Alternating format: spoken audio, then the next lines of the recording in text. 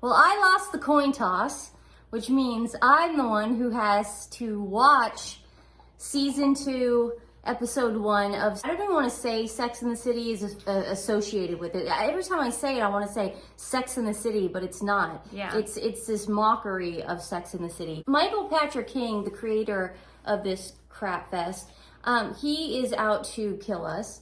And I just want to warn you beforehand, because Nancy is not seeing this. She's listening to this for the first time, so here's your barf bag. Get ready. Thank you. He is trying to redeem himself from last summer's nightmare, season 1. So he's thinking, well, I'm just going to put all the cliches in.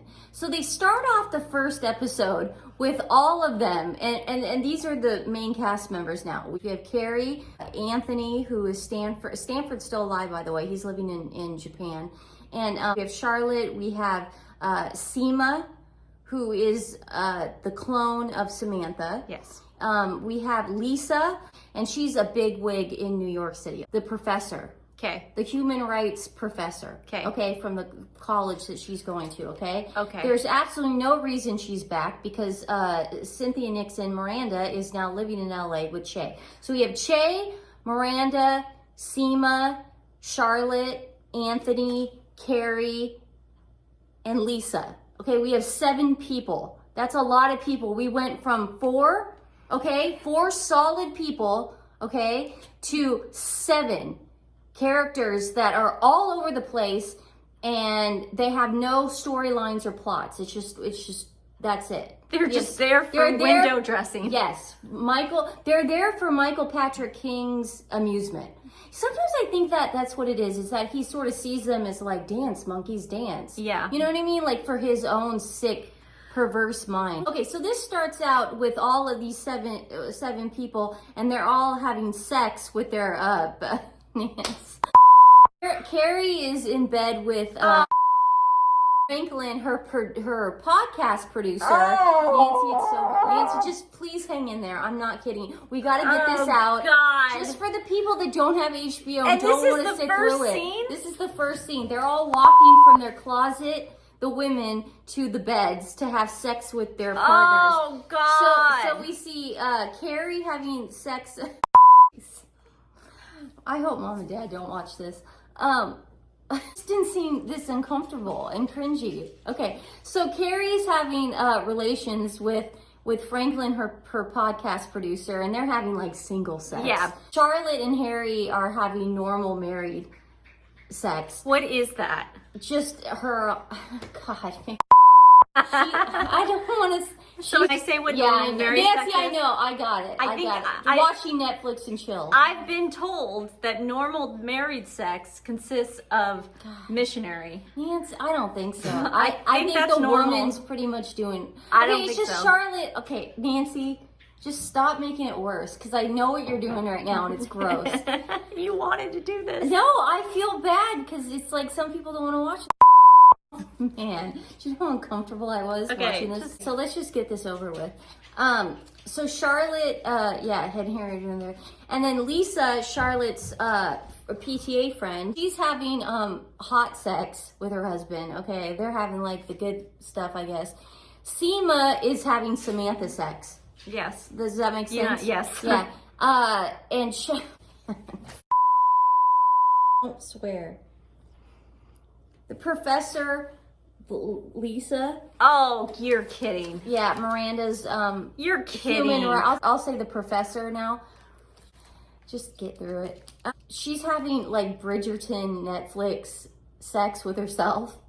Oh, come on. Nancy, I swear to God. Nancy, I'm not. Nancy, why would I make this up? Why would that even be in my head? I don't even know what Bridgerton is, but okay. It's on Netflix. It's some like weird Netflix porn show that people like, and Okay. I've never seen it because oh man, it's weird. And okay, so then we're getting to Che and Miranda, and they're in LA. Obviously, they're living it up in LA, and of course they have a pool. And then you see Che in the pool, butt ass naked, waiting for her to come in. Okay, so then you see them, and then, oh man, it cuts to the most disgusting freaking Nancy. worse than anything you could even imagine. Don't go and watch it. I'm not. It's them having in a pool, and it's just the most Nancy, there were the producers and the writers of Sex and the City have some kind of side deal with Planned Parenthood. Like, they're just like, we're gonna take care of this, guys. You don't need to do that. Like, we'll handle it. You guys don't need don't pass out your condoms anymore. We're just gonna air this every Sunday night on HBO, and I guarantee your children will be terrified. Your children are going to not want to have sex. Okay, so so that's the opening scene, man. Just that took 11 minutes. No, but we're not. But you're gonna cut this down, hopefully, to nothing. And in the morning, she wakes up and she tries to make eggs in her kitchen. And then Charlotte knocks on the door, and she's like, "Hey, Carrie." And Carrie's like, "Hey, Charlotte." And Charlotte's like, "What are you doing?" And she's like, "I'm poaching eggs." She's like, "I've ruined 2, but I'll do another, I'll just make one more." Yeah. And then Franklin comes out of the bathroom and Charlotte's like, "Oh!" She's never seen a man come out of Carrie's bathroom before. Who are you? We all know who he is, and we all know what they did the night before, and we all, and she's poaching eggs, and Carrie's like, "You know what, Charlotte? There's other uses for the oven other than storing sweaters." So Michael Patrick is stealing stuff from Sex and the City, putting it into this, trying to mine F us. Okay, so he's creating psychological warfare right now. Yes, he's taking the quotes that we all know and love, and that we used to do. Stick sweaters into an oven and stick shoes into our pantry, because that's what you do when you move to LA or New York when you're 17 years old, because that's all you have. That's all you know. So now he's saying, take the sweaters out of the oven, girls, go poach an egg. Now I'm confused. So I got to go poach an egg now? No. That's where I am? Okay, so that's what he's doing. So he's playing mind games with us right now, okay? Of course they have to cut to Miranda in LA, dude. And Shay and Miranda are living in LA, and Miranda's she gets a call from her human rights professor, of course, and they're on FaceTime, and the human rights professor's like, "What are you doing?" And she's like, "I'm in a sleep deprivation tank, filled with water, and I'm doing all LA cliche things." Okay, because she's never done that before. No. Michael Patrick King now is pretending that they never went to LA. Yep. And Miranda never had that taste. And they never complained. Had the LA taste. Yeah, and she didn't run into Sam Cedar, her old friend, and none of that happened. No, that never happened, okay? He's mind-effing all of us. People like you and me right now. I mean, I'm glad you didn't watch it, because at least you're not, just don't I'm freak pretty out. horrified. Yeah, I told you, the barf bag. Back to Che and Miranda, and they're in LA, and Miranda is trying on a strap-on suit. Okay? Oh, what? Yeah, and Che's just waiting. She doesn't know how to do it, so comedy ensues. That's the comedic aspect of it. She's like, "How do you put on this suit?" "Oh, you're gonna love this." Che goes, "Hurry up, I have a comedy spot set at Comedy Store at 9. Hurry up."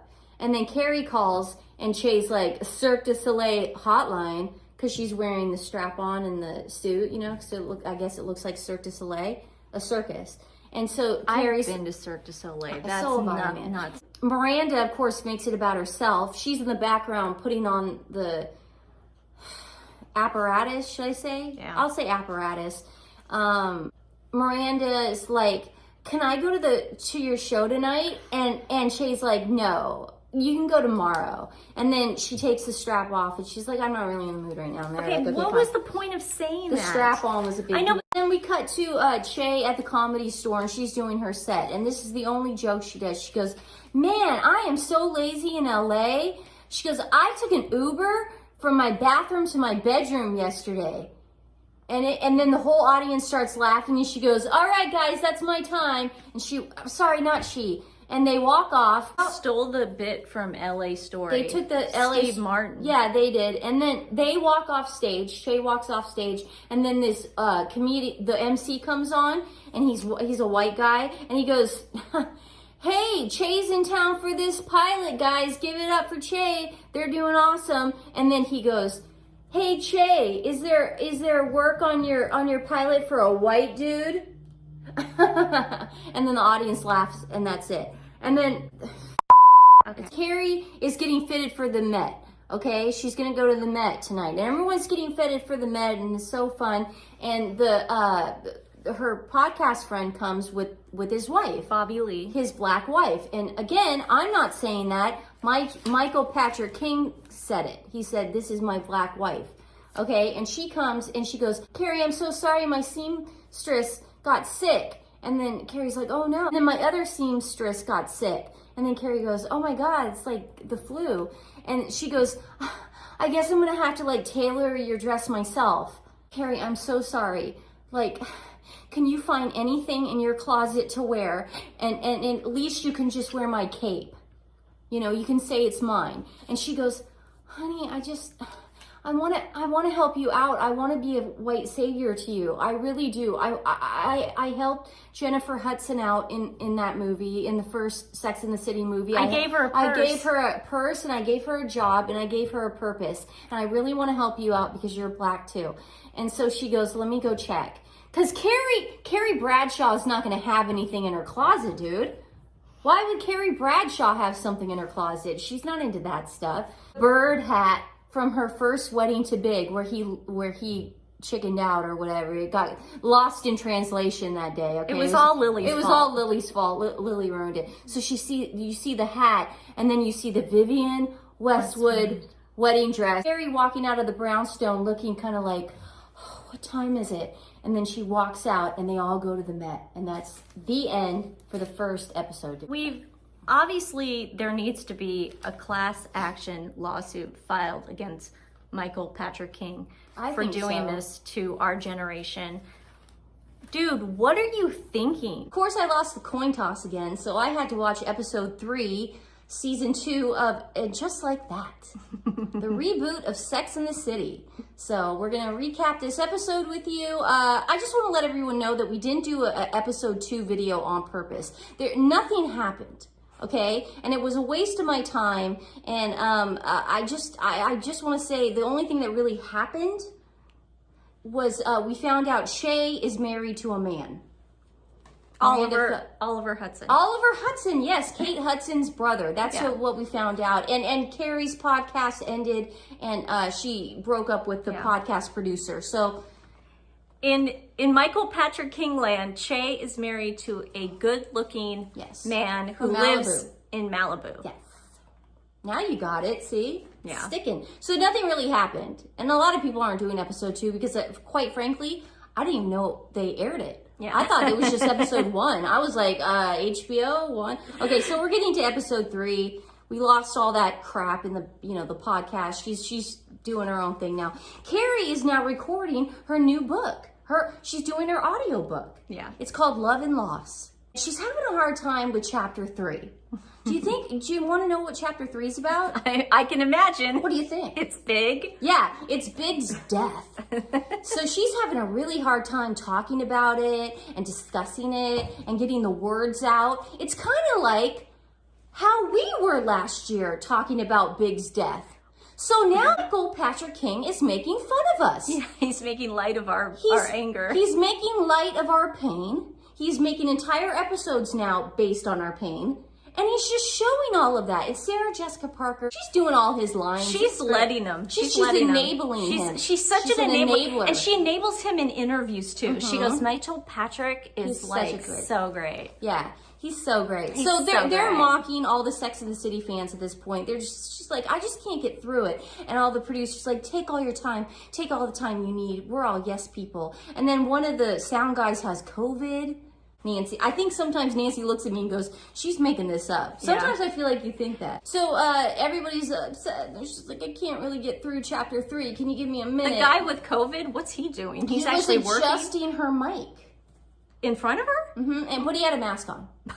He had a mask on. Okay. He had 2 masks on, actually. They double masked him. He double masked. Yeah. She's upset and she leaves the studio because they got 5 more days of this, dude. 5 more days of her reading this. It doesn't take 1 day to read a book. It takes 5 days. Yeah. Carrie goes to buy shoes because that's the only thing that makes her feel better. She buys shoes and then goes home and she's trying on the shoes, but then something clicks. It's like a light bulb. She's like, I know how to get out of 5 days of reading my transcripts about Big.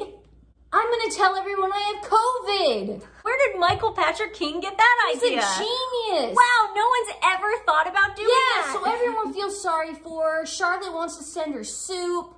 Anthony and Seema are out to lunch and they're like, where's Carrie? We can't be friends without Carrie. We need to insert ourselves into this show somehow. So we need either Charlotte or Carrie.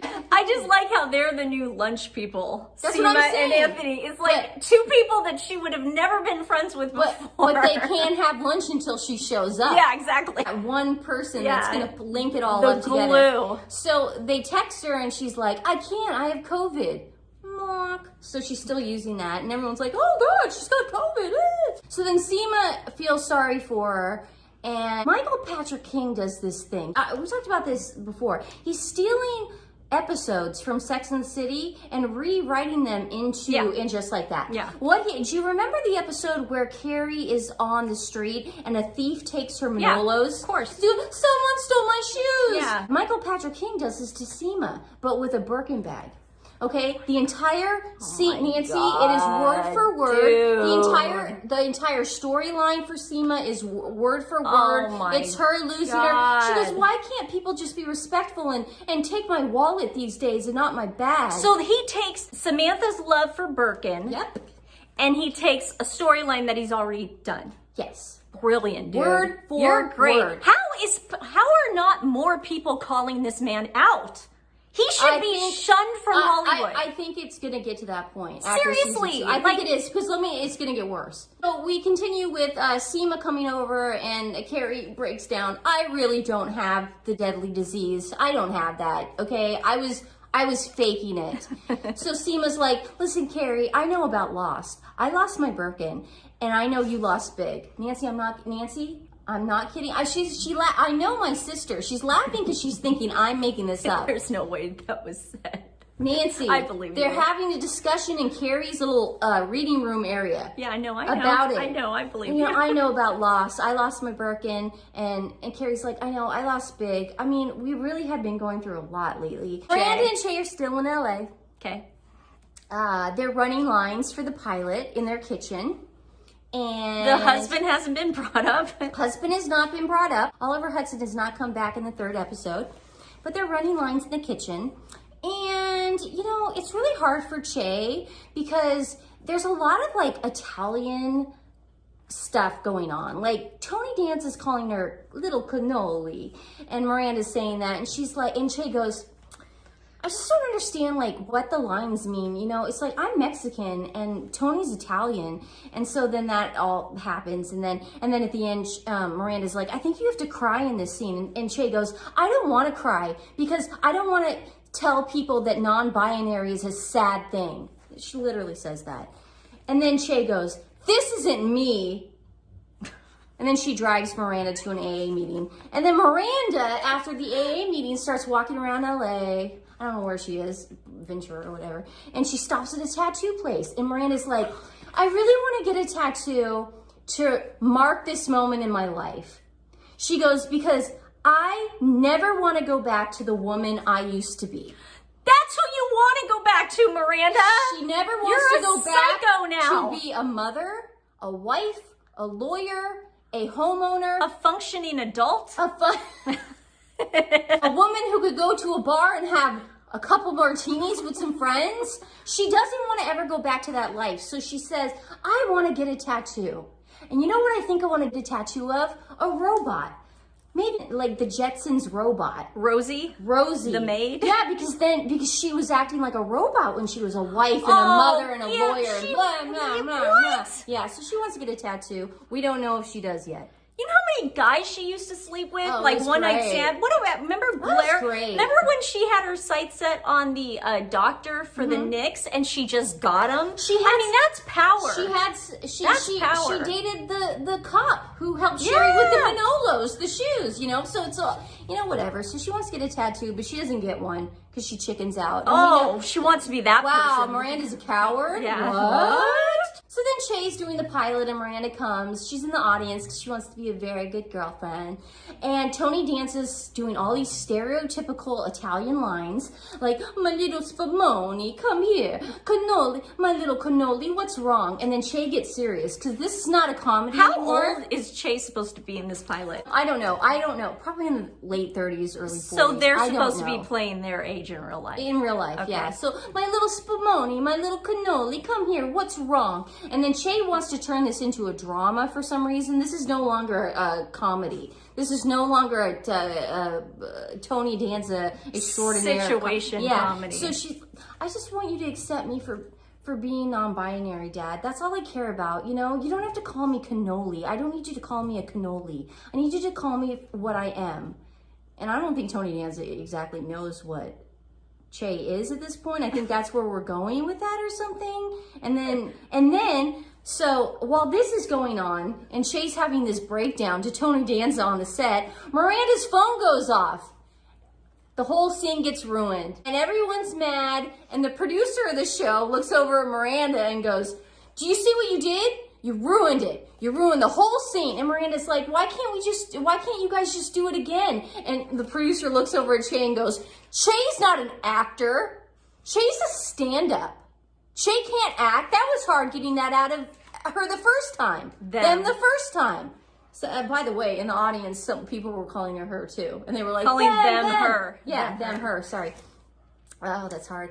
And so Miranda's like, I'm so sorry. It's my son, Brady. He's calling me. I have to get this. So she ruins the whole scene, but that's it. Okay, that's it. So Brady's on the phone with her and he wants to kill himself. Okay. Because he broke up with his girlfriend in Europe. That makes sense. So Miranda's like, honey, I'll be right there. Okay. Meet me in New York. So Good. She's going back to New York. Perfect. Because he's having a breakdown. Awesome. And then Che comes out of the trailer and goes, you ruined the whole family scene.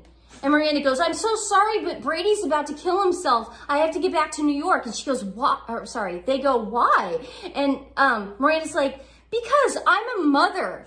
I have a kid. Something you don't know what that is like. Oh, here we go. Implying that kind of stuff. Yeah. But Che brushes it off, dude. They're cool with it, you know?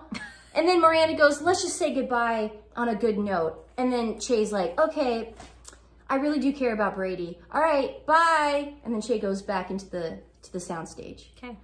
And Miranda gets back to New York, and you see her in her Brooklyn apartment, and Brady comes on in crying, and Miranda hugs him. Another home run from Michael Patrick King, winning an Emmy Award for his writing. This is where it gets tricky. Okay. A lot of people are upset about this, okay, dude? Yeah. And I think, a lot of people, women maybe in general, are upset about this. So we get to PTA Lisa and Charlotte, okay? They're at this preparatory school where all the kids are going. And the principal says, well, I just want to warn all you mothers out there, because it's a PTA meeting, because we're with PTA Lisa. I just want to warn all you mothers out there that a boy in one of the classes has made a MILF list. Now, I'd be flattered. And of course, Charlotte and Lisa were flattered. Really? I'd want to be on that list, of course. Yeah. And so they show that sentiment about Charlotte and Lisa wanting to be on the list too. And yeah. So they all go out to lunch, and Carrie, and they talk about the list to Carrie. And Professor Naya is coming into this mix. Okay. And now Professor Naya is having lunch with all the gals. Oh, good. So it's Lisa, Naya, Carrie, and Charlotte, and they're all talking about the MILF stuff. Complete strangers. Strangers to each other. They have no clue what's going on. They never had friends before they met Carrie and Charlotte, right? No. They had no lunch friends before Carrie and Charlotte. No family, nothing. Now they're all, Four of them are hanging out. They were just looking for friends. So they're talking about the MILF list, and Lisa goes, I've got it. Someone texted to her. Lisa's number 2 on the list, and Charlotte's number 3, and they're really excited. For some reason, then Naya goes, well, guys, can't we just talk about something important, like abortion rights? Nancy, I'm not kidding. She said abortion Yes, rights? okay. Abortion issues, right? She talks about abortion at the lunch table. I'm going to tell you guys this right now. Stephanie and I are liberals from Portland, Oregon. Not once do we ever lunch with people and talk about abortion rights. Even when it never even comes up. Mm-hmm. Not once. So good job, Michael Patrick. Good job. She goes, why can't we talk about something important? Then, as she's saying this, she gets text by this hot guy. And everyone goes, ah, girl! And that's it. Maybe we need, I mean, not only the class action lawsuit against pain and suffering, I think maybe this man does need to be put in prison for what he's done. I lost the coin toss again, so I was forced to watch, and just like that, episode number 4 of season 2, the Sex and the City reboot.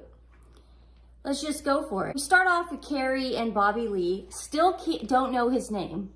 Michael Patrick King writing. So why would he give any substance to any minority characters in the show? He should, their background extras. Exactly. So why would I know his Bobby Lee's name in the show? So Carrie and Bobby Lee are having breakfast, and she's like, oh, thanks so much for waking up. She's like, I can't believe you woke up before noon. And he goes, I would only do that for $10,000. And Carrie Bradshaw. Okay, so they're basically replacing Stanford with this guy. Did Stanford kiss her ass that much? Yes. Okay, yes. then yeah, I guess he did. But you know, Bobby Lee's not gay. It doesn't matter. Okay. They need a Stanford Blatch. Okay, so she goes, well, I just wanted to give you a gift. And she goes, I know you wanted this. And he goes, oh my God, you dedicated your book to me, didn't you? And she goes, no, but I signed one. And she gives him the book. And then he has like a hollandaise sauce episode, and he has to go to the bathroom. So he rushes out of there to go to the bathroom. Bathroom humor now. I mean, it's just great. It's the writing, Nancy. Bathroom humor. But I want to do my disclaimer again. She acts like I'm writing this, so she gets frustrated with me. When we have conversations, she'll go, that didn't happen, make it flow better. She wants me to rewrite and just like that. She wants me to take. I do. She does. She's like, that's not gonna flow. Could you imagine if we were actually on the set? I mean, how frustrating that would be. Oh, man. I'm telling you the recap right now. I bet you, like, when the crew go on the set, they have to have like metal detectors because they fear that somebody will bring an explosive device and just end it all. Yeah. They probably have to do that. They have like metal detectors. Probably. Then she runs into Murphy Brown. Yes. Enid. Yes. Now I remember her name. Enid was her Vogue editor. Mm-hmm. And Enid's like, how you doing, you know? And she's like, I'm fine. And she's like, I'm so sorry about Big. Carrie's like, thanks. And then Enid goes, I lost too. Someone died. And Carrie's like, oh my God, who? What? She goes, me. Vogue fired me. So it's all about, you know, it's weird. They're taking Big's death again and they're messing with us. They're making a mockery of it. I mean, do you notice that? Yeah. It's like, oh, Big's dead. Well, guess what? It's like Seema. Well, I lost my Birkin bag. And now we got Enid going, well, Vogue fired me. It's not the same. It's not the same, man. okay? Big is big. And for Michael Patrick King to actually think that it's the same or think that we're going to be receptive to it, what is wrong with him? I don't know. Enid goes, oh, but I just want to let you know, I'm starting an online magazine, and it's called Vivant.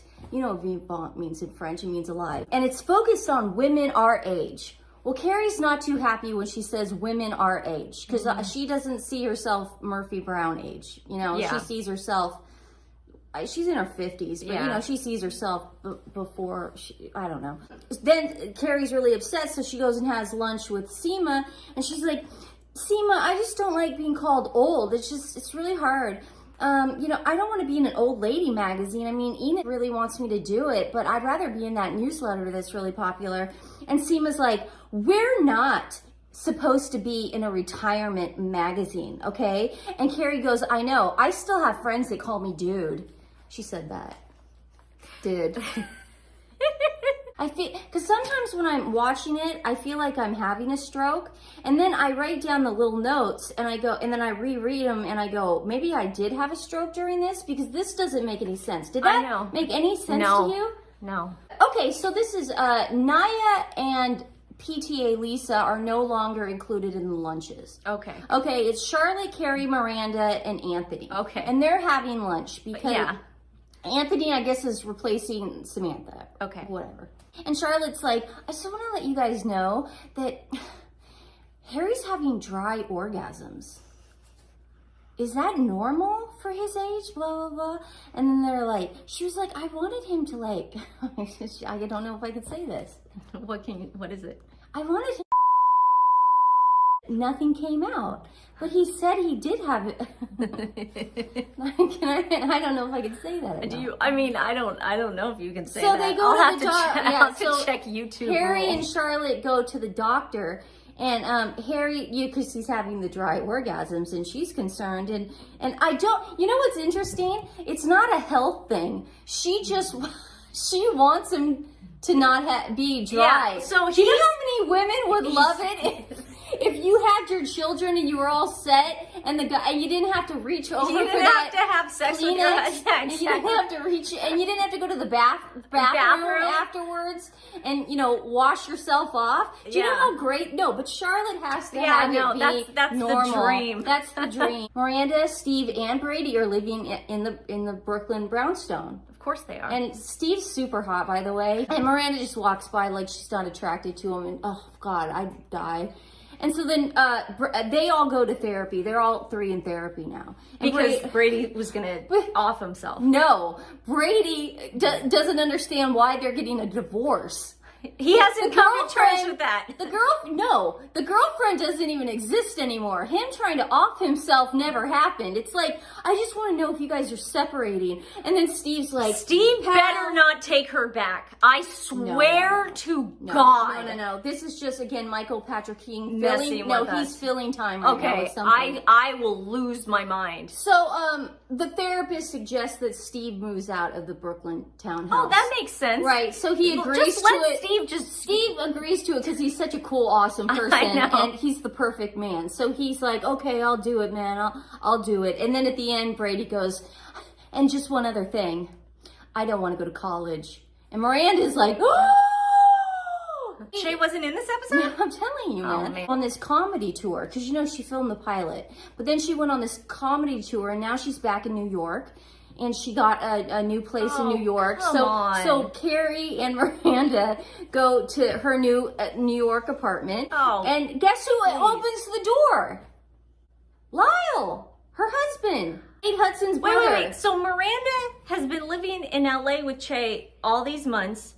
And then Che moves back to New York, and Lyle answers the door, and in between all that, Miranda and Che are not talking? They're on the road doing a comedy tour. but okay. So she's just back. This is the first day she gets back. But so aren't Che and Miranda to the point where they live together? Yes, in Los Angeles. But not in New York. New York is a completely different story. Well, again, Michael Pat, it's you feel like you're having a stroke, but it's not quite a stroke. God, it's like an aneurysm. God, I hate him. Okay, so Lyle, her husband, answers the door, and he's helping putting furniture together from IKEA. And Che's like, "Look at the new apartment," and then Che and Miranda go make out in the bedroom while Carrie and poor Lyle are in the kitchen. And it's interesting because remember last year how upset we were when it was going on when Carrie had the surgery, the hip surgery. Yeah, same type of thing. They just want to make people as uncomfortable as possible. They want us to vomit. They want us to get sick. All of that. Michael Patrick King is playing head games to the max. Lyle and Carrie talking in the kitchen, and Lyle's like, yeah, we got married, and we've been married for 2 years, and technically we're still married, blah, blah, blah. And then Che and Miranda come back, and they're all drunk on the bed now. All four of them are on the bed, and they're drinking, and they're just like talking about their marriage, and you're gonna love this. Well, during their marriage, they had a girlfriend. It was it's a polyamorous thing. Yes. Yeah. Yes. Because that's hip now, and Michael Patrick King has to cover every single base. Oh, yeah. If he doesn't cover every single base, then the show will be nothing. Like, he can't just keep it nice and tidy and stick with the characters and what we know. He's got to then now bring in polyamorous. And then Miranda's like, oh, well, you guys had a girlfriend. I was changing diapers. So that was her big line. And then Lyle ends up falling asleep because he's drunk. And then Che and Miranda start making out on the bed. He wants to join. What do you want me to do? Nothing. Maybe we should stop this. No, stop. Let's stop it. No, I'm serious. Let's stop doing this. Finish it. Lyle wants to join in, and Miranda is like, sure. I'm down with that. But then it's not that there's anything wrong with this. It's just, we've done this before with Samantha. We've done it before with all the characters. I don't want to see I don't want to see Miranda and Che do this. Do you understand? I don't want to see, what's her name? Sarah Rodriguez? The actor. I don't want to see that actor and Cynthia Nixon and Kate Hudson's brother do stuff. I just don't want to see that. No. That's not the audience that Sex and the City. We don't want to see those bodies clunking around together. I don't remember fast forwarding anything on Sex and the City. Because everyone was it was beautiful. The pool scene. This is gratuitous. And Mike, he knows what he's doing. So they start doing stuff, and then they get into like this move where... Where's Carrie? Oh, she left. Okay, remember, Lyle's asleep in bed because he got drunk. They saw everybody just got drunk and Carrie ended up leaving. All right. But Carrie doesn't really get drunk. Yeah. And I guess Miranda wasn't either because Miranda's an alcoholic now. Oh, yeah. So maybe it was just fake drunking. Oh, they all had things in their hand. You mean to tell me that you didn't... Nancy, it's so funny. Michael Patrick King was not clear on that. Can you believe that? He wasn't clear. He wasn't clear whether she was drinking or not. Freaking scene, okay, man? Okay. And so then they're doing their thing and they get into this weird spider position where Miranda's on top. And then she screams out, "Charlie horse! Charlie horse!" And she gets up and she limps out of the room and goes, "Guys, you can keep doing what you're doing. I don't have the body to do this. I'm just not limber enough." And then Che follows her to the couch, and that's so disgusting. The couch falls apart because it's not finished. It's from IKEA, and they start laughing. And Che's just like, "I miss you," and that's the end of their shit. PTA Lisa, she throws this anniversary party for her and her husband. Still can't remember his name. He was in the original cast. Oh, really? Yeah, he played George Washington. I hated that musical. I know. That's why you didn't know he was in it. Yeah, it was really, really commercial and nothing exciting about it. Yeah. So his name, I think his name's Herbert. PTA Lisa and Hamilton guy throw this 30th anniversary party for them. And he ends up not sending out the online invite. So only 6 people show up. Why is it his job to send it? I don't know. Okay. Only 6 people show up. Charlotte, Harry, and by some chance, Victor Garber. Okay. And Victor Garber, and this is Michael Patrick King's trying to get, this is what he's trying to do with Victor Garber. He's trying to ruin him. Well, let me tell you. Victor Garber owns an art gallery. So Charlotte and him are talking now, and he goes, "Why don't you come work for me? Don't you miss it?" He's just met her, by the way. Yeah. She could be a serial killer. I know. He could be a serial killer. She's like, "Oh, I have kids. I can't do that." But then there's this weird, like, sexual attraction moment. Because he's divorced now. Now, I could be reading something that is not there, but I'm very intuitive, and picked up on something that Victor Garber and Charlotte are going to have an affair. Okay, so Michael Patrick King is just trying to ruin everybody's relationship. Pretty much. He's just trying to throw everything away. It's almost like they're trying to get us to hate Harry now. Because he can't perform. Well, no, he can perform. He's just not performing up to Michael Patrick King's standards. Michael Patrick King is obviously evil, but he's also a pervert. Really? He's a pervert. He's a pervert. Nancy. And if the FBI isn't going to put out a case file on this man, then there's no justice. Because I guarantee that if you went through, like, his hard drive on his computer, Michael Patrick King, I guarantee you'd find a lot of things that are illegal. I'm not making any of this up. I don't think you are. I just feel like every single week we're getting to the point where Nancy just thinks I'm a pathological liar. And a pervert. No, I believe you. I'm not I believe you because I see. I would write a better script than this crap. Because I just want to show you guys this right now, okay? I'm not making this up. This is true. These are all the notes that I wrote for this week's episode, okay? These are all the notes because it was so confusing and so all over the place. These are the notes. Nancy, do you see them? Front and back. Front and back. I had to condense it then to 4 pages. Do you think I'm doing more work than I ever did in college? I'm doing more rewrites, more grammar than I ever did in high school. Then I had to condense it down to 4 pages. Okay? So I went from this to 4 pages. Okay? That's a lot of ink. Okay? That's a lot of paper. You definitely put more effort than Michael Patrick King. It's him, Nancy. Yeah. And then me trying to get it to me, because I know I don't, Nancy gets mad sometimes, and I don't want to make her mad, and she gets mad, and it's like, I get nervous, because she goes, but make it sound, she goes, make it flow, Stephanie, make it flow. You can't make it flow, but I don't want to get yelled at the same time, so I have to do this into this, just so I get her not to yell at me. We recruited our mom to watch the episode due to Stephanie's mental health. Did you watch Sex and the City? It was on HBO. No. Why don't you tell us what episode 5 is all about?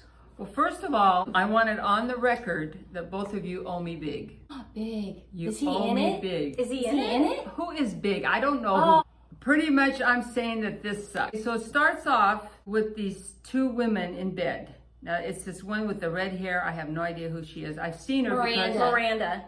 So she's in bed with this other woman. Now, I'm going to go out on a limb here and say that's Che. Do they look like a woman?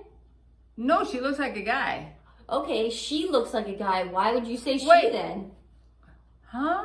Exactly. Yeah. Exactly. That's what I thought. Exactly. Mom's nailing it. You know what? She's nailing it. Bringing us insight to this show. You know what? And it's so profound what Mom just said. I know.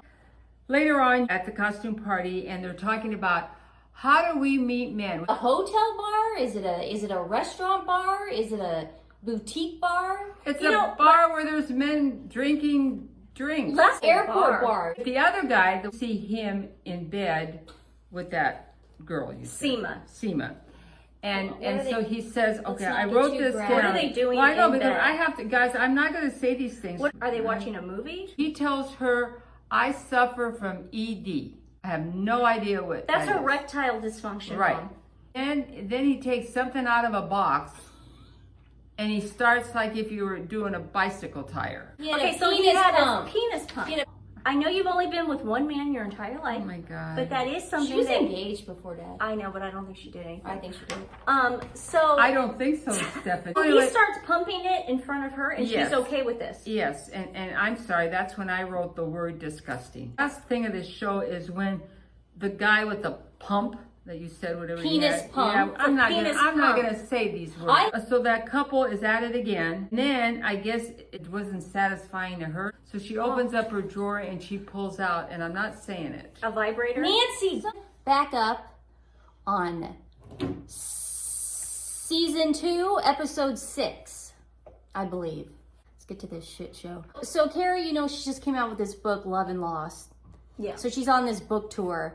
And one of the things is just she does these Zoom meetings, because it's like after the pandemic, that's sort of what people do on tour now. They just do the Zoom stuff. Yeah. But she's doing it with a Gen Z girl. That's the interview girl. Okay. Okay, so she's like... So we're past millennials. We're now in Gen Z. Gen Z's interviewing Carrie, and she's like, hey, thanks for Zooming in, because I was just busy. And then she goes, Carrie, I had to Google you.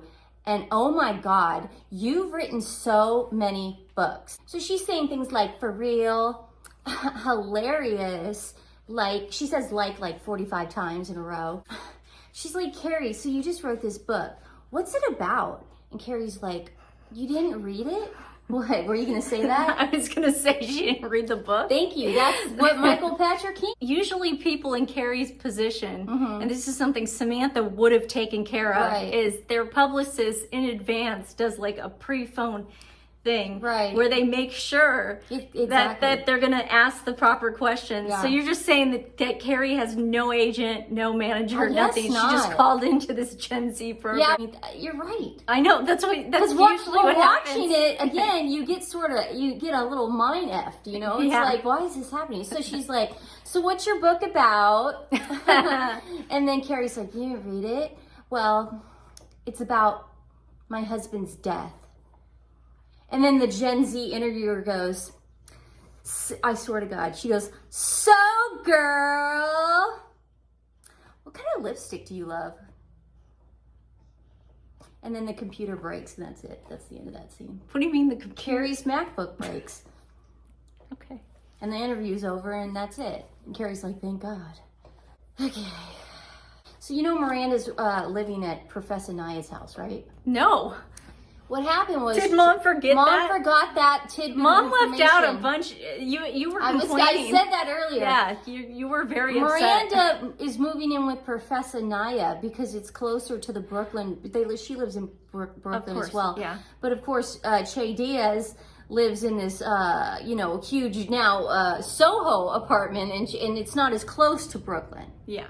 So she ends up moving in with Naya because Naya has the extra bedroom because Naya's going through that divorce with a guy I don't even know his name. On a professor's salary, she's got 2-bedroom Brooklyn. Yes. Okay. Yeah. Gotcha. And so Miranda's waking up. That makes sense. And it's a Sunday, and they're just exchanging funny banter.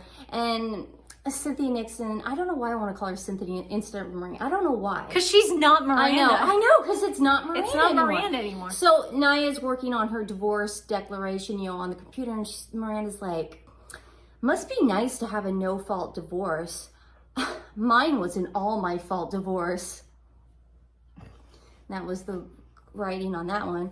That's as far as we're going to bring that character at this point. Yeah. She's going through a divorce. Miranda's going to give her little witty banter and live with her. She's basically She's there going to live with her while Steve is trying to find a place.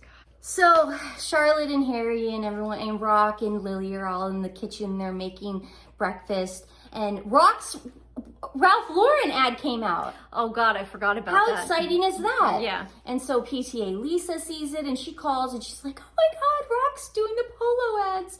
And then Rock's like, okay guys, everyone chill out. And Rock leaves. And and then Lily announces during breakfast time that she's gonna lose her virginity today. Okay. Yeah, to her friend. She's like, I just wanted you guys to know, because she wanted Harry, her dad, to get her a reservation at Nobu. Okay. Because she wanted to have Nobu and then have sex. Okay, she wants to have sex with a guy who can't get his own reservation at Nobu. Yes. Jay then proceeds to do her cameos in bed. She's like, I have to get caught up on my cameos. Oh, God. Hi, this is Che Diaz. I really hope you passed that bar exam that you did. Hope you made it. Yeah. Some girl then sent a topless photo of herself, and Miranda's like, what's that? And Che goes, sometimes they respond. What do you want from me? This is what I do for a living. Wait, cameos. If you get a cameo from someone, you can respond to them? You're asking me that? That's really good to know. No idea. I'm wondering if I got Dave Foley to send me a cameo. I and knew then that could, was coming. Send him a picture of my boobs. And so Lily's like, I don't have condoms, what do I do? Charlotte, being the cool mom, she's like, I will go buy them for you. In a blizzard, she's fighting off the storm and everything. And then she scours the city and she keeps trying to find the condom and find the condoms. And it's like, where are the condoms? And she finally finds condoms. These are the jokes. Men die faster than the flowers I buy at the corner deli. And Che's like, wow, that woman's like the Dawn Rickles of death. Che just automatically comes up with this funny joke, dude. Oh, God. You want to hear what the joke is? No. That vibrator you're selling out there doesn't come with a lifetime guarantee, but neither did my husband. Okay, so Che's giving her that joke. She just wrote that joke for Carrie. Yeah. And she handed it over to her. The joke bombs. God, I fucking hate her. Okay, we are at episode 7 of And Just Like That. I don't know how many episodes are in the series. Hopefully they're just 7. Aiden makes his first appearance. He looks exactly the same. He does. Well, he lives out on a ranch with Bo Derek, so he's living his best life. So Che and Carrie are just walking around, in New York. But then Che starts saying that she goes, well, I can't afford that apartment anymore, so I'm going to Airbnb it. I'm basically homeless. I have no job. They were the most popular comedians. Netflix money. And ABC picked up the pilot. Goodness. So but she's homeless, broke, has no prospects, doesn't even know how to do comedy anymore. I thought they were the funniest person in the world. Oh, they are, dude, and they're the most attractive. They're just people. Why not just pick up We're all jealous, remember? Michael said we're all jealous. We got to Airbnb the nice new Soho apartment. Soho! And so then Shay sees a little doggy on the street, dude. And she picks up the doggy, and Carrie's like, don't touch it. It could have, Carrie doesn't like dogs. No. We proved that with Aiden's Yeah. dog. So Shay's like, don't worry, I've done this before. And Carrie's like, what? And she goes, I used to work at a rescue center for dogs. Watch this. And she goes into the rescue center on the corner. It's so close. She just takes the little doggy to the rescue center, and it's the same woman that she worked with before. It's an older, staunch lady from New York. She's like, what are you doing here? I thought you were a big movie star. And then Shay goes, I'm broke, I'm homeless, says everything that's happening. Here's a dog I rescued, take good care of the dog. And then the staunchy New York woman goes, hey, your locker's still back there if you want. No way. I swear to God. No way. It's so hard to keep a straight face during this scene. You're lying. I swear to God. I don't think you're telling me the truth right now. On my dog Rocky, I'm telling you the truth. There's no way Nancy, that Shay turned to Carrie, Nancy, said, watch how this is done, walks into a dog rescue. and says your lock is still. And then the girl offers her old Can we job show back. video? Because it happened. Okay, so she goes, your lock is ready. Oh, you're gonna love this, dude. Professor Naya and Miranda go book shopping. They're talking about Valentine's Day, and Naya's like, well, I'm just gonna eat chocolate and have a me night. She has a me night every single night. It's like, what? Miranda's like, I don't know. I just want to meet someone and just have like hot, passionate love making all night, blah, blah, blah. And then as she's, Nancy, I swear to you, the books, what is it called? Bestseller books? On the table when you walk in. But the bestseller. Stephanie doesn't have a lot of experience walking into bookshops. No, I do. But the book that you notice, Prince Harry's memoir, Spare, front and center, showcase piece, showcase book. Now, about Michael Patrick King I guarantee you he is a fan of Meghan and Harry's, because I said the guy is the devil and he's a bad person. Yeah. And I guarantee you if he had to choose, he would choose Meghan and Harry. Let me just tell you, that was the most unnecessary advertisement for a book. He did that on purpose. They placed that there on purpose. Cynthia Nixon might have had a hand in it. We don't know. But that was there on purpose, okay? We go back to the Balenciaga where they go, well, it was just papers. We didn't know what they said. Yeah. No. You placed that there. You placed that there on purpose. So Prince Harry and his book Spare make an appearance on, and just like that, episode 7. And I want to say this whole time, Nancy was right the entire time. I never say this, but Nancy was right. And I'm also going to go out on a limb here and say, if Kim Cattrall had been on that set, it would have never happened. If there isn't any more reason to hate this man, Michael Patrick King, or this show, and now that we're sort of analyzing it and talking about it, I really do I'm a little hyped up about it. So that happened, and Seema takes Carrie to a massage place, in a spa. In the daytime of Valentine's Day, and they're talking about Aiden, and she's like, oh, I just needed this because I'm so stressed out about Aiden, it's been 14 years, what am I going to say to him, blah, blah, blah. Seema's like, then, hi, receptionist lady, we have a massage at 1 or whatever, and the therapist goes, oh, good, a couple's massage for Valentine's Day. Seema gets mad that she says that. Like, Nancy lights the place on fire, gets pissed, dude, that she called it a couples massage. And it's like, Seema says this then. She goes, what about single rights, lady? I'm single on this day, okay? I mean, she should take this up to Capitol Hill. It's one of those situations. I've never seen anything like that. And she goes, and then the lady goes, well, can we call it a couples massage? And Seema goes, no. And they walk out without the massage. Just because they called it a couples massage on Valentine's Day. I don't know who wrote that crap. Please. You don't think Kim Cattrall would have taken her to go to have a nice massage But I guarantee together? Kim She's Cattrall so wouldn't- sweet to do that. I'm sure Kim Cattrall would not have. She would have left. She would have been like, yeah, we've been together for 10 years. Yeah, that's what Kim would have done. That's And what Kim I would've could said. write this episode better than that lunatic Michael Patrick King. Barrymore makes an actual appearance, dude. That doesn't surprise me. Drew Barrymore's completely insane And these days. Charlotte- have you seen Drew Oh Barrymore? yeah, it's crazy. Have you seen that yes, show? I am so. She's she goes- completely crazy. She's like, I'm so happy you're on here, Anthony. I just can't believe you haven't been on the show before. You're my hero, Anthony. I'm so, oh my God. So Carrie goes to meet Aiden at the restaurant. And what's weird about this is that if anyone's lived in the LA or New York, Nancy, are restaurants packed on Valentine's Day to the max? Yes. You can't get a table, right? No. Carrie walks into this restaurant, dude, completely empty. Maybe there's like 5 people, maybe, okay? But other than that, and it's at 8 o'clock. That's prime. That's the prime, spot you want yeah. at on Valentine's. She comes in there and there's no one at the restaurant yet. Carrie texts him and then he texts her back and he goes, "Where are you?" She goes, "I'm at the restaurant. Where are you?" And then he gives her the address and then she goes to the maitre d' and goes, "Is this, this address?" And he goes, "No, that's next door." Oh, God. So she walks out of the restaurant, she looks to her left, and who does she see but Aiden. handsome Aiden? They're talking about the farmhouse, and Carrie's like, I can't wait to commute for Aiden.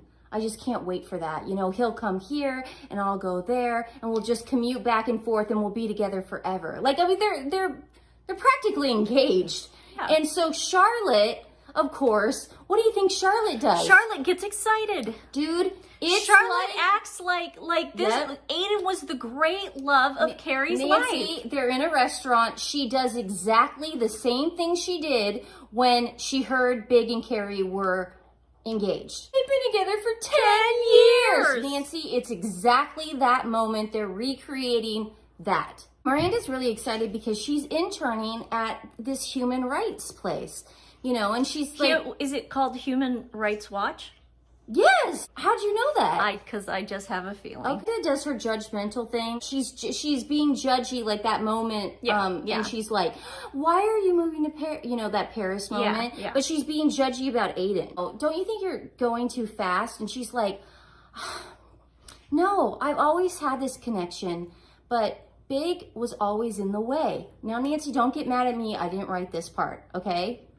Then Carrie says the unspeakable. She says, "I've been asking myself, was Big a big mistake?" Nancy, my jaw hit the floor so fast. I wanted to call her a name to defend Big and his, I know, are you shocked? I mean, Are you shocked that they would do that to I'm not us? shocked that Michael Patrick King would do that because he really is the devil, but we figured this out a long time ago that Big was the great lover. We put it to bed. It was settled. It was done. I can't believe that why came are out they of her mouth. rehashing this? I can't believe that came out of her mouth.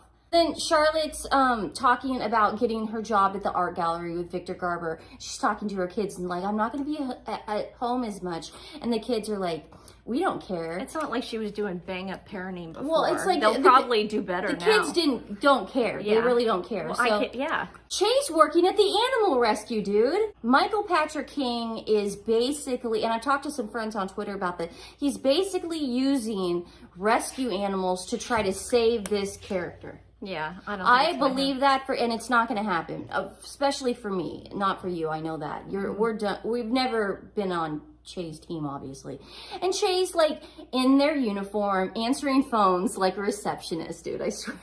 And this is a person, Nancy, who had a Netflix deal, comedy special, and had ABC money, dude. And now she's living in her grandma's basement. I swear to you, in Queens. Or the Bronx, or wherever she's from. So Carrie comes in to say hi, okay? And that staunch lady comes out. And she's like, "Who are you?" And Carrie's like, "Hi, I'm Carrie, I'm Che's friend." And she's like, "Nice to meet you. Che's always complaining about money."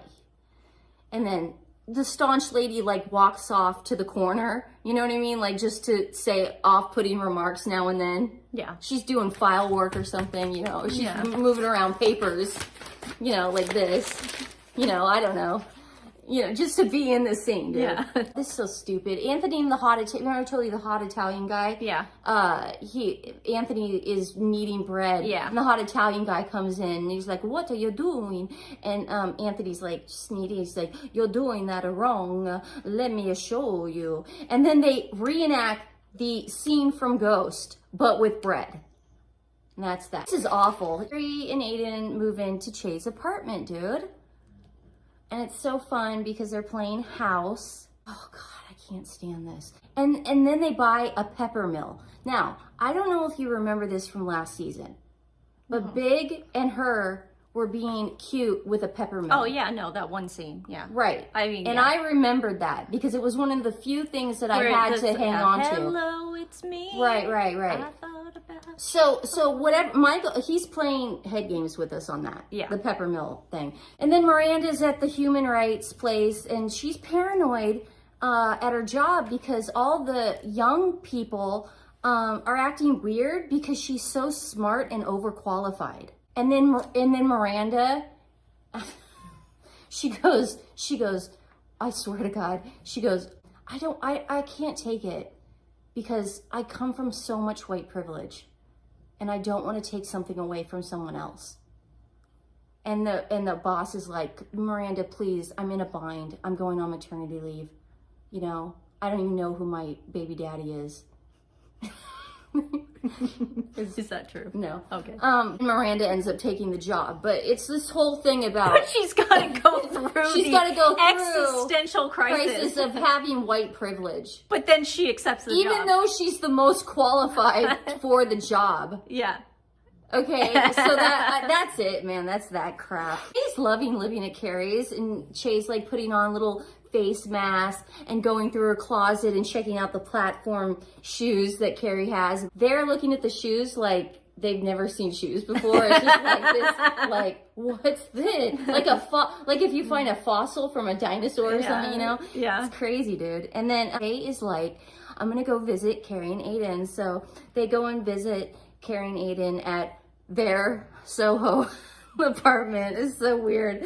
And Aiden's just making chili and drinking beer. Yeah. And Che loves that. That's right up Che's alley. Che's like, "I'll have a beer with you." Yeah. And they're just acting like a married couple, and Che's like drinking beer and loving it. And Che's making bad jokes the whole time. Yeah. That make no sense.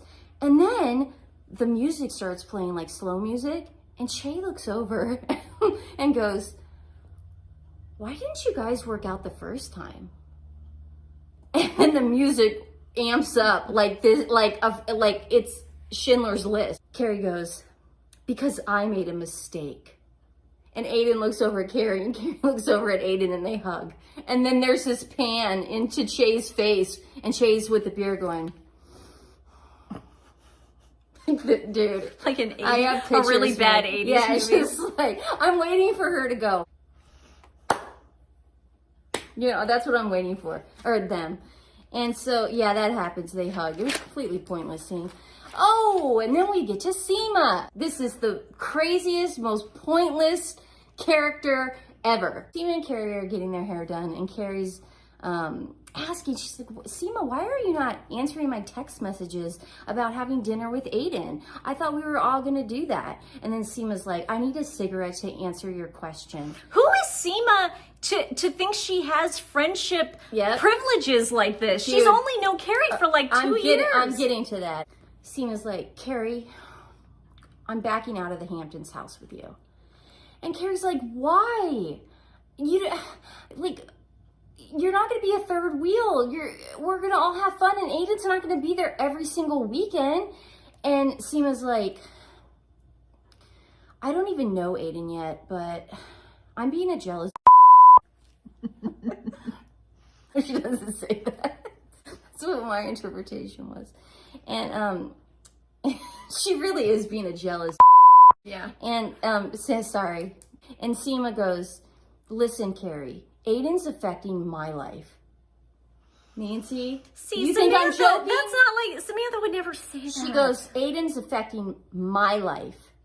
And you're right, Samantha would never do that. You're so never right, do that. dude. Comparing her to Samantha is just a stretch, I think. We're gonna call her Selfish Seema. That's her new name. Okay. She just doesn't want to, she goes, I just don't want to spend a fortune and have this feeling of resentment towards Aiden the whole time. What? She's been friends with her for 5 minutes. She's known Carrie for 5 minutes. What was she planning on not hooking up in the Hamptons? And like, is she in love with Carrie? Yeah, like wouldn't she be doing her Doing own her thing? own thing and bringing in boyfriends and dudes? I mean, what? And so Carrie's like, Seema, I don't want to lose you. I swear, Nancy, and they're out in the rain, like on Madison Avenue, like out in the rain, and she's smoking a cigarette. And then Seema goes to Carrie and goes, Carrie, I need space from you. Okay, who cares? Yeah, that's what I'm saying. Who cares? Space. Okay. They haven't seen each other in probably 3 weeks. Like, what does that even mean? Who cares? I know. I don't even care about this character. You. I put WTF at the end of that. So Aiden, Charlotte, Miranda, and Carrie are at dinner. And they're talking and they're laughing, and it's like old times. You know what? I can deal with this. Because Seema's not there. Yeah. But guess who walks in the restaurant, dude? And makes a grand entrance. Seema does, dude. Oh, man. She ends up showing up. And you know what she does? She looks over, she sits down, and Aiden's so sweet. He pulls out the chair, and she goes, man after my own heart already. Like, what? You hated this guy 8 hours ago. You know what I mean? Like, what are you talking about? And then Seema sits down. Has nobody ever pulled a chair out for her before? I guess she was dating that European. I would imagine that she always had the chair pulled out for her. So then she looks over at Carrie and goes, thanks for giving me space. And they hug. It's literally been 8 hours later. That's the space she needed to come to terms with Carrie being happy. So today we are doing our recap of episode 9 of And Just Like That. Season 2. Season 2. Get that out of the way. Again, if no one's watched this, Nancy refuses to watch the episode, so I give her the synopsis of it. With all the crap that goes with it. Carrie and Aiden really missed each other after a week apart. You know, they're living at Che's, and he walks in and they start kissing and stuff, and he's like, you know what? Wyatt's just in that phase. He's 14, because you know, he'll get used to you. He'll love you. And she's like, well, I got Tate and Homer to like me. I just don't know why Wyatt doesn't like me. And then Wyatt FaceTimes and he's like, hey buddy, I landed. And then he turns the phone. Never a good idea to do this when someone, you know what I mean? Never show anyone that doesn't want to be seen. So he turns the phone to Carrie and says, say hi to Carrie. He's like, hey. And then he gets off the phone, and again, he just reiterates, you know, he's just going through a lot. He's a teenager, you know. You're my new girlfriend, and he's just going through puberty. And it's great writing on Michael Patrick King's part, just stating the obvious. So that's happening, that little thing. And then this is so nostalgic. They get a knock on the door. And Carrie's like, who is that? Aiden comes out of the bedroom in his tighty whities that he always used to wear. Looks exactly the same. Looks like Aiden 20 years ago. It was, I know why he did it, and it was, he looked cute. But then they open up the piece of mail and they're like, oh, Jay's evicted. Why is she evicted? And he goes, maybe it's because I talked to the doorman. He goes, I like people, I talk to them. It takes like just a notice like that. I thought it took was like 2 or 3 notices to get evicted. I don't know. Carrie's like, what are we gonna do now? We're homeless. Wow, good thing they're both rich. I know, dude. It's like they could live in hotels like Tinsley Mortimer. Seema's showing apartments. Of course. And she's showing, I don't know why they're doing this Bravo interweaving thing. She's showing apartments with the guy, his name's Ryan from $1 Million Listing. And he's playing himself. Yeah. And that's interesting to me. They can't get an actor, dude. That's what it's come down to. Well, they're pandering. That's pandering. Right. Seema then goes into another room with the client. She's showing him around, and the client and her have sex. Of course, because we have to make it like a Samantha thing. Richard and Samantha. Yeah, we just have to. So we have to do that. So they have sex, and then the Bravo guy comes out and he goes, "Well, we gotta do what we gotta do to close the deal." That's how he says it. The problem is they think that their fans are watching this. They think they're me again. Yeah, but they're not. Like, nobody who watches Real Housewives is watching this crap. Except but they me. think they are. Yeah. Except me, because I lost a bet with the devil. So Che's still working as a receptionist at the animal hospital. And, oh, you're going to love this. Toby comes in and drops off a box of kittens she found on the street. And Che and her are flirting like crazy. And Toby's like, aren't you Che Diaz? And Che's like, yeah. And then Toby goes, are you doing any sets anywhere? I would love to see your comedy. I'm such a huge fan. Huge fan. It's like, whatever. And Toby is like, see you around. You know, while the staunch lady in the background is in the background doing her paperwork and stuff and her filing work. Yeah. I knew you were going to do that. That's why. And so she's doing the fun, and she's just like, hey, this is an animal hospital. It's not a pickup joint. He's writing, dude. She's writing down stuff like jokes. And Carrie's like, oh, are you gonna like go back to comedy? And Che's like, yeah, to impress this person I met named Toby. She's going back to comedy. Comedy to impress Toby. Okay.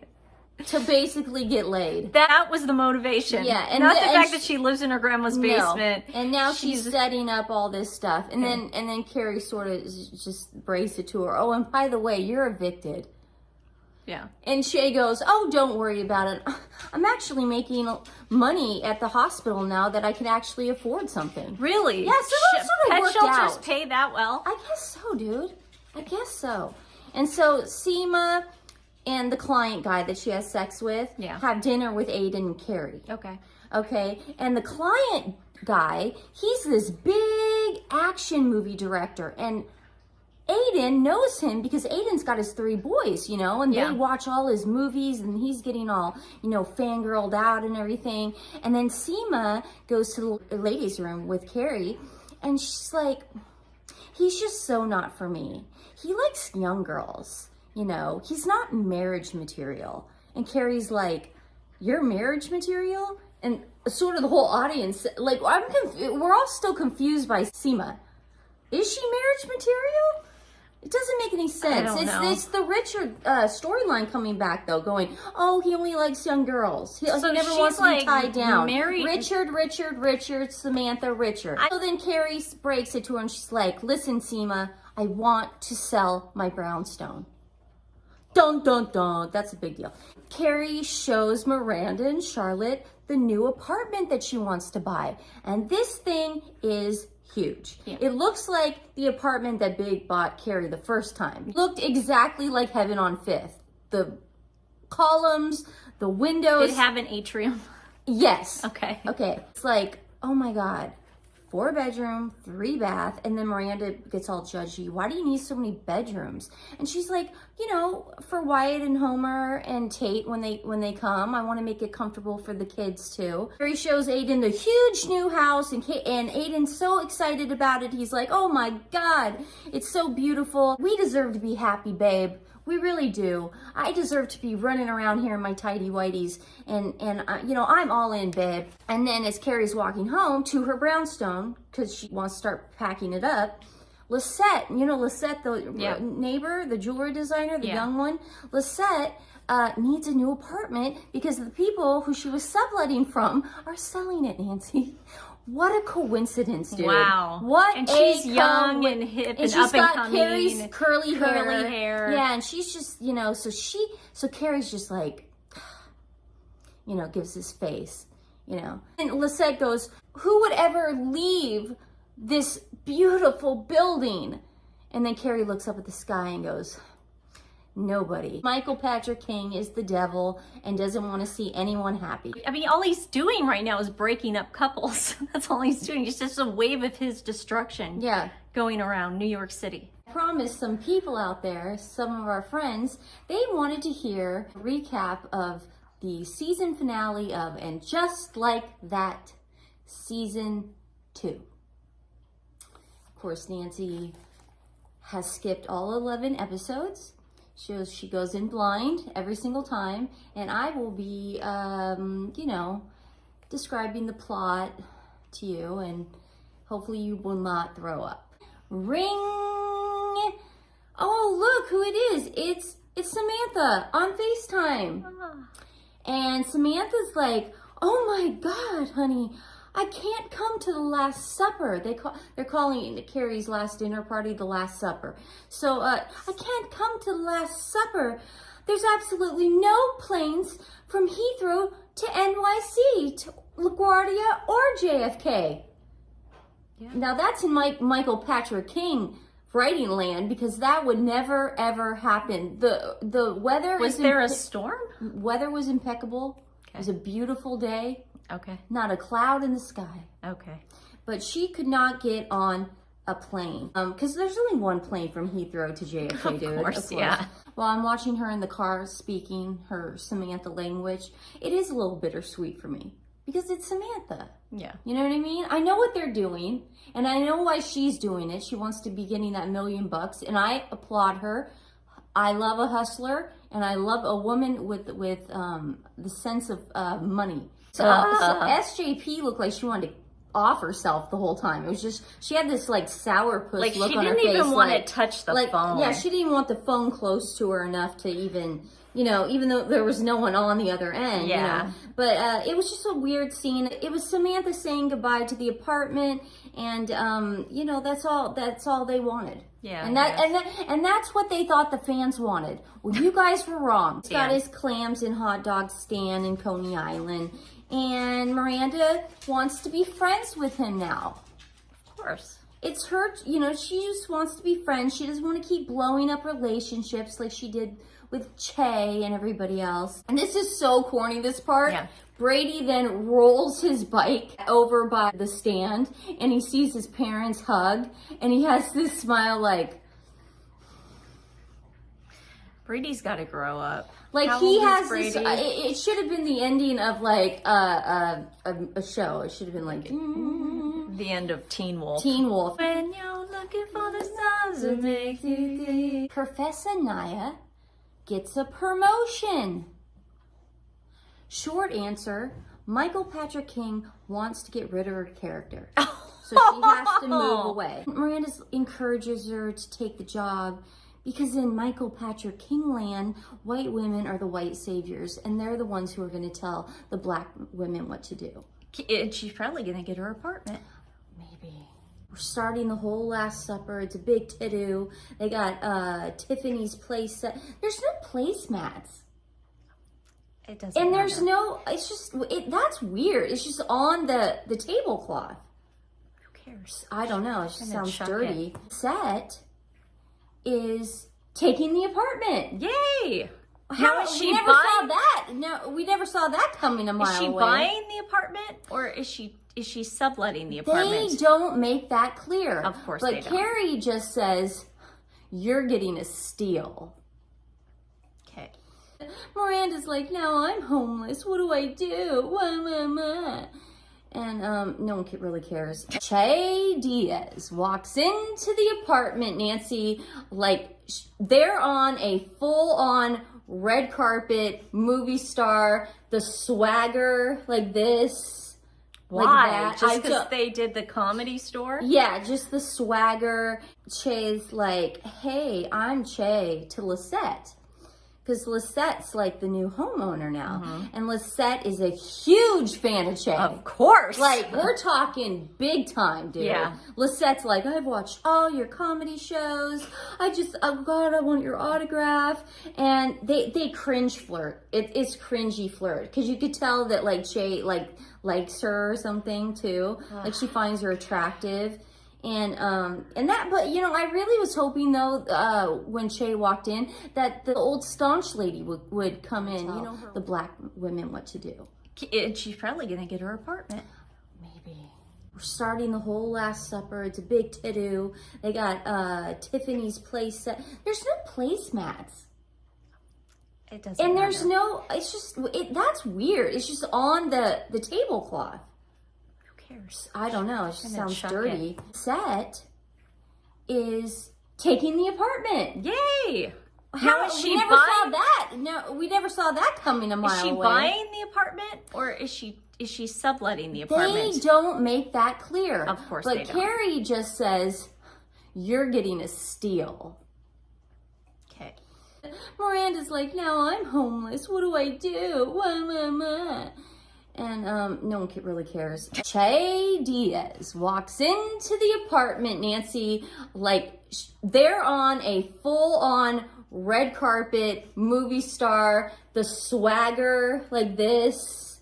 Why? Like that. Just because they did the Comedy Store? Yeah, just the swagger. Che's like, "Hey, I'm Che," to Lisette. Because Lisette's like the new homeowner now. And Lisette is a huge fan of Che. Of course. Like, we're talking big time, dude. Yeah. Lisette's like, "I've watched all your comedy shows. Oh God, I want your autograph." And they cringe flirt. It's cringy flirt. Because you could tell that like Che likes her or something too. Like she finds her attractive. And that, but you know, I really was hoping though, when Che walked in, that the old staunch lady would come in, you know, her worker partner at the animal shelter. Like this. You know what I mean? Yes. You know how those people do that? They go like this. They go, "I'm gonna go through my papers." So she didn't make an appearance at the party, so that sucked. And then Bobby Lee and his wife, who did Carrie's Met Cape, walks in with absolutely nothing going on, just kind of walks in. Did they come in with a bottle of wine? I don't think so. Oh, wow. I don't even think they brought a babka. Wow. Yeah, it was that bad.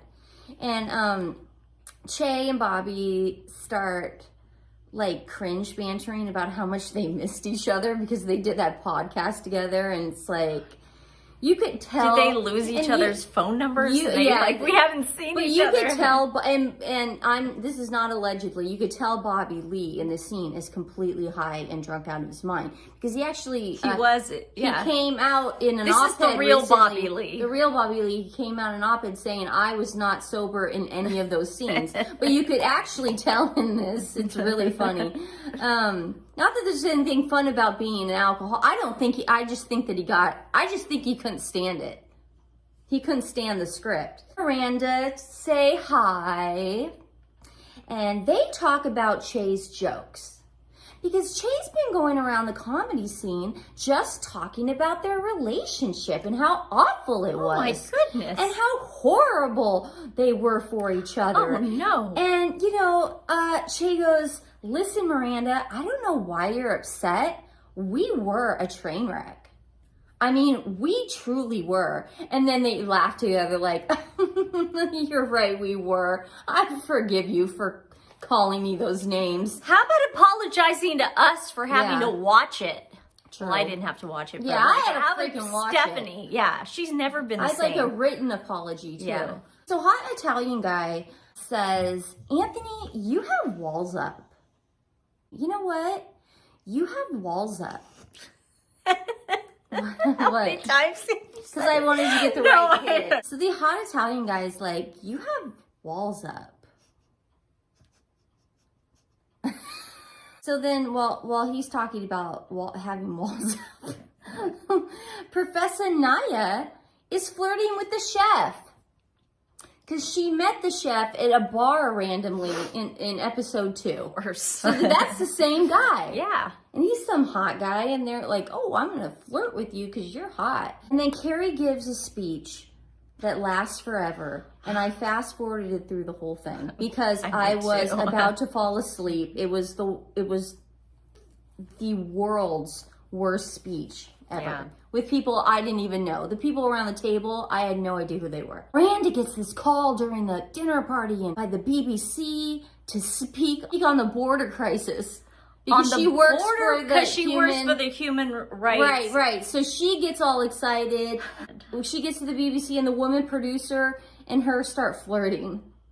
So there's going to be a love connection there.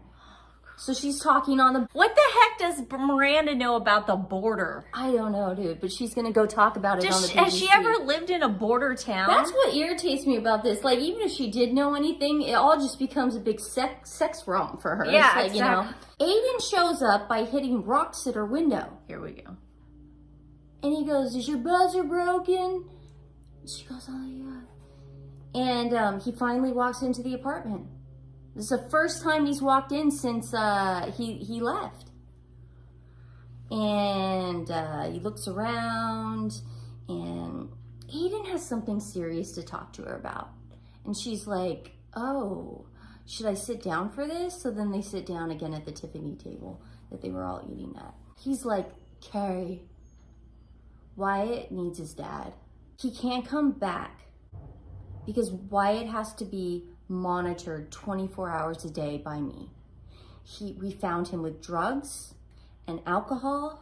And Carrie goes, "Oh God, it's fine. I'll move to Virginia, or I'll go there more often." Like, of course, Wyatt obviously comes first. For the once in her life, she's not being selfish. And he goes, "Carrie, no. We have to take a 5-year break." What?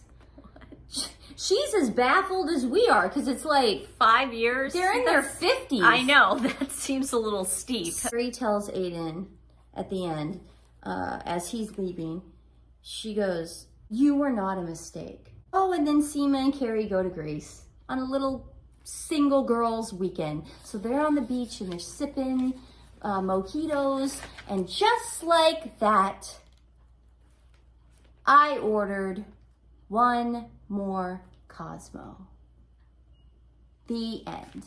And we heard they're going to be doing Renewing a a season season 3. I don't really care at this point because I didn't care the first 2 seasons. I didn't care. I thought they were killing the show, so I don't care anymore. Yeah. I literally don't care. This Aiden thing, I don't care. But isn't it weird? I think a grown man who says he's got to be around his teenage son for 5 years straight, 24 hours around the clock, because he's doing drugs. It's like, dude, and we met the mom. Get him in an institution. We met the mom. I don't understand that.